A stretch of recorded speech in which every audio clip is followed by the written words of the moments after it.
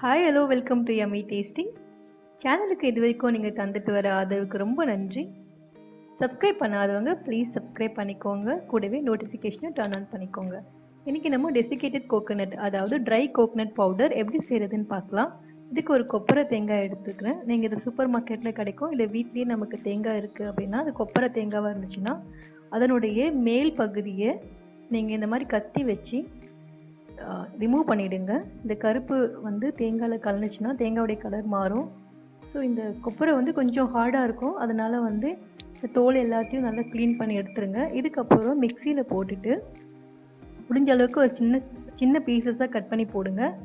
மிக்சியை pulse மோடில் operate பண்ணணும். அதாவது மிக்சி சுற்றுற டைரெக்ஷனுக்கு ஆப்போசிட் டைரெக்ஷனில் சுற்றுனீங்கன்னா இந்த மாதிரி உங்களுக்கு பொடியாக ரொம்ப அழகான ஒரு தேங்காய் துருவல் கிடைக்கும்.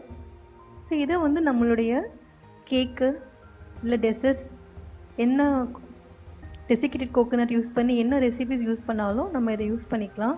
இதே நீங்கள் சாதாரண தேங்காய் யூஸ் பண்ணி பண்ணுறதா இருந்தால் அதை நீங்கள் கடாயில் வறுத்து அதுக்கப்புறம் இந்த மெத்தட் ஃபாலோ பண்ணுங்கள். ஸோ கண்டிப்பாக ட்ரை பண்ணுங்கள். உங்களுக்கு பிடிச்சிருந்துச்சுன்னா மற்றவங்களோட ஷேர் பண்ணுங்கள். தேங்க்யூ.